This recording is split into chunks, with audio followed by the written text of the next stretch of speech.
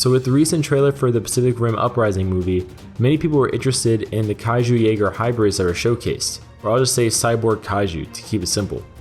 There were several of them, making people wonder if they're being manufactured in mass amounts, just like the drone Jaegers we also saw.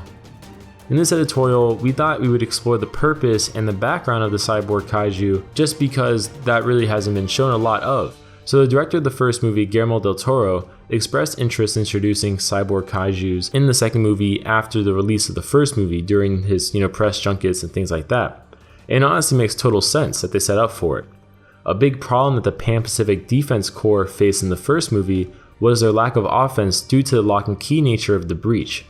And for those that forgot details from the first movie because it's been a while, kaiju were the only beings that were able to pass through the breach due to it being DNA sensitive. Producing a Kaiju-Jaeger hybrid solves this problem, and you also get your monsters capable of fighting other monsters kind of force, but you don't have to also risk lives in the process, which I'm sure might be a thing they kind of try putting in there, which is why risk a life if you could just send a mindless kind of monster, a mindless drone to fight the fight for you. This is interesting because if you can have your cyborg kaiju just take the fight directly to the precursors, I'm sure it's a lot better than having people, they talked about all the dangers of being a ranger in the first movie, the PTSD, you can be mentally shut down essentially because of the toll of operating a Jaeger.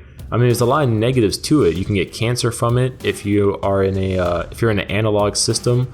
I mean, there's a lot wrong that can go with it. So I'm sure it's a lot easier in certain areas to sell this kind of pitch. It's a very literal fight fire with fire scenario, except for the problem that kaiju have a hive mind system, and this theoretically means that kaiju parts assembled with the Jaeger parts are still connected to the precursors. And I feel like this will become the big flaw that turns these cyborgs against humanity in the film, because as kaiju are cloned constantly, I can understand the desire to use them as a fighting force, especially if you thought you could use Jaeger tech to enhance or further control them. However, humanity's understanding of kaiju biology is likely still subpar to that of their creators, how and why it will be exploited in this movie. Another reason for producing Kaiju-Jaeger hybrids is more on the evil side, but a desire to learn how to make controlled kaiju. The reason I say this is because there's been strong rumors of certain parties in the movie trying to fake Jaeger attacks to keep the development and profit of Jaegers going.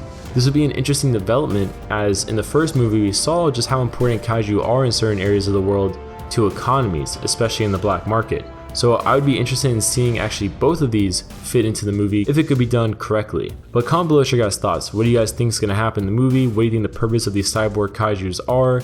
Do you think they'll fully be against humanity or just some? Let us know down below, and we'll see you guys later.